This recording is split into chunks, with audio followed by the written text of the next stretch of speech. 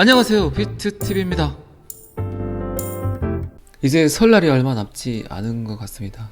구정 땐 돈이 많이 나가죠. 4일 연휴가 시작될 것 같은데 구정 때 돈을 쓰려면 내가 타고 있는 코인이 조금 상승을 해야 그나마 조금 빼서 세뱃돈도 주고 부모님 용돈도 좀 드리고 할 텐데, 어쨌든 지금은 소비 심리가 극도로 위축되어 있는 건 사실이죠. 술 2번 먹을 거 1번 먹고, 외식 할 것도 집에서 먹고, 생각해보면 그렇게 필요하지 않았던 옷 소비도 많이 줄게 되고, 저는 뭐 흡연을 하지만 담배값도 무시 못하죠. 모든 가격들이 올라서 마트 가면 이제는 뭐 10만원 갖고는 몇 개 집질 못하죠. 어쨌든 곧 설날입니다. 자, 비트코인.com 다시 한번 말씀드리지만 오후 영상은 그냥 제가 보는 자료를 띄엄띄엄 그냥 보는 겁니다. 그 와중에도 약간 도움이 되는 말이 나올 수도 있겠죠.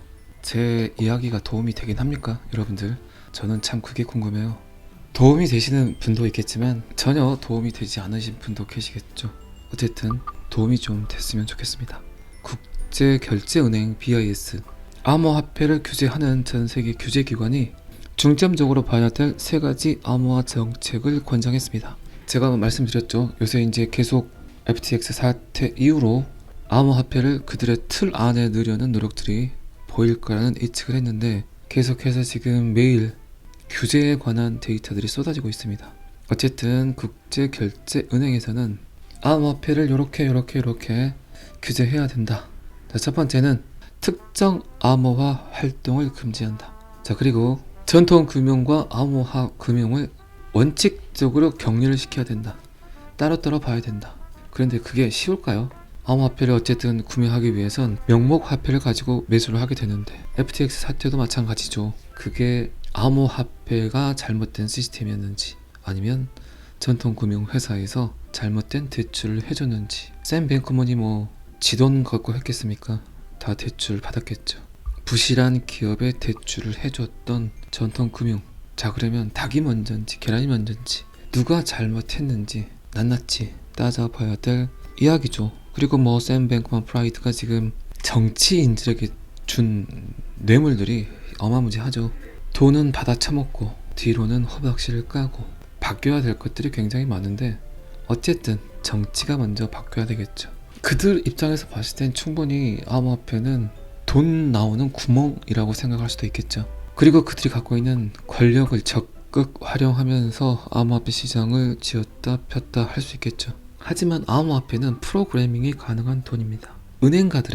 그들에겐 어쩌면 저주일 수도 있고, 전세계 모든 정부 통화 공급 통제를 무자비하게 깨뜨려 버릴 수 있는 도구이기 때문에 대형 은행들이나 정치인들이 좋아할 수가 없겠죠. 그들 또한 비트코인의 작동을 멈출 수 있는 권한이 있지도 않고 그렇게 할 수도 없습니다. 하지만 그들은 비트코인을 자기들 마음대로 컨트롤할 수 있다고 생각을 할 수도 있겠죠. 그렇게 생각을 했다면 크나큰 오산입니다. 어쨌든 전통금융과 암호화폐 금융을 격리해야 된다. 그리고 세 번째는 전통금융과 유사한 방식으로 규제를 해야 된다고 이야기를 한 것 같습니다. 제가 살짝 보니까 이런 옵션들을 가지고 암호화폐에서 발생하는 위험을 적극적으로 완화할 수 있다고 이야기를 했습니다. 이제 뭐 이곳저곳에서 계속해서 떠들어대고 있습니다. 약간만 그들의 영향력이 있다고 생각되는 곳들, 이런 것들 입을 떠벌리고 있습니다.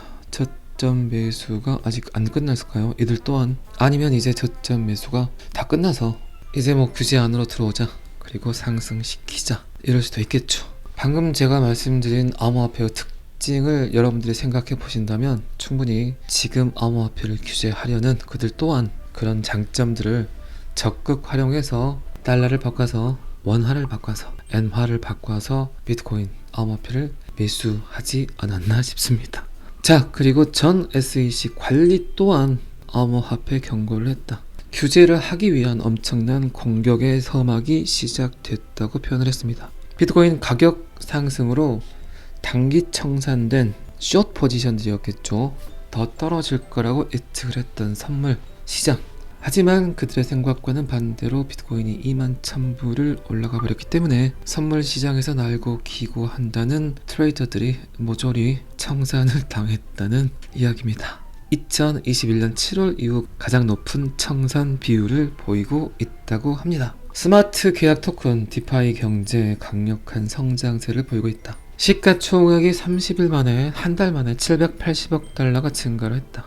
블록체인은 안 쓸 이유가 1도 없습니다. 여러분들은 아직도 사라질 거라고 걱정들을 하시는 분들이 계실 것 같아서 제가 또 잔소리처럼 이야기합니다. 혁신과 혁명이 아니다. 이거는 인류가 받아들여야 될 시기에서 지금 약간 부자연스럽지만 어쩔 수 없이 받아들여야 되는 진화의 과정이다라고 제가 여러 번 이야기를 드렸습니다. 이제는 사라질까 사라지지 않을까의 고민보다는 내가 샀던 코인이 정말 미래성이 있는가, 이런 부분에 대해서 고민을 하시는 게 오히려 훨씬 더 따끈따끈한 고민이 아닐까 싶습니다. 추우니까 고민이라도 따뜻하게 해야 되겠죠. 그죠? 중국이 코로나 완화 정책을 펼침으로써 GDP가 상승을 했죠. 그래서 비트코인이 21,000달러로 상승을 했다는 기술적 분석 데이터가 있는데 특별한 이유가 있겠습니까? 아직까지는 소수 자본가들에 의해서 암호화폐는, 특히 비트코인은 상승과 하락을 하는 걸로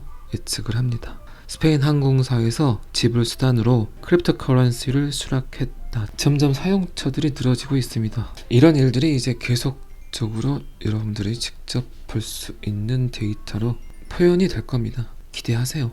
XRP를 갖고 계신다면 잘하고 계신 겁니다. 월드 이코노믹 포럼, 메타버스 기술이 산업을 먼저 바꾸고 나중에 소비자 공간으로 이동을 할 것으로 예측을 했다. 스마트 컨트랙트의 다음 버전은 NFT, NFT의 다음 버전은 메타버스.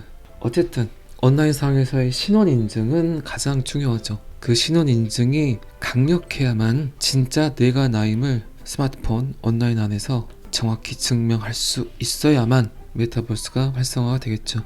그렇게 돼야만 사람들의 이동도 줄고, 그리고 환경도 깨끗해지고, 전세계 무역도 촉진을 시키고, 지금 굉장히 무너져 있는 우리 사회에 대한 신뢰를 재건할 수 있는 도구는 결국 블록체인 기술입니다. 그리고 더 나아가서 크립토피아, 이 세상은 끝없이 지금 말이 많은 지구 기후 위기에서 어쩌면 지구를 구할 수 있는 도구이기도 합니다. 제가 두어 번 이야기 드린 것 같은데 메타버스의 활성화는 굉장히 많은 곳에서 예측들을 해요. 그리고 제 생각에는 5년 정도, 7년 정도 뒤에는 전 세계 나이키 매장 하나, 루이비통 매장 하나, 아디다스 매장 하나이지 않을까 싶습니다. 제 말이 좀 맞을 것 같지 않습니까? 여러분들 생각하시기에도. 자, 프로코인 뉴스. 리플에서 또 미 의회가 SEC를 조사해야 한다고 이야기를 했습니다. 이런 거 하지 말라니까 또 리플에서 SEC 게리 겐슬러를 살짝 긁고 있습니다. 자, 그리고 전문가들은 암호화폐의 최근 급증이 시장 조작 때문이라고 경고를 했고, FTX는 4억 1,500만 달러 상당의 암호화폐를 해킹 당했다고 주장을 했고, 내셔널 지오그래픽에서 NFT를 출시했습니다. 자, 데일리 하드입니다. 시바이누가 지금 오늘 4시 정도에 상장을 제가 하는 걸로 알고 있어요. 도지코인 라이벌 시바이누, 이런 시바이누, 죄송합니다. 대규모 업데이트를 한다. 가격이 2배 이상 상승을 했다. 비트코인 보유를 2배로 늘렸다고 하네요. 비체인 코인 괜찮습니다. BMW와 멀마트가 참여를 하고 있죠.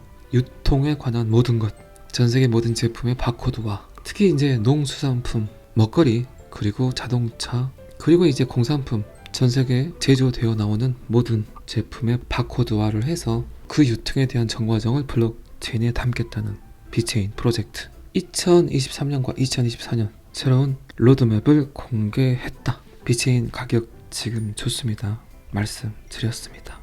자, 방금 본 데이터 몇 개를 가지고 내일 아침에 또 뵙도록 하겠습니다. 운전 조심하시기 바랍니다. 감사합니다.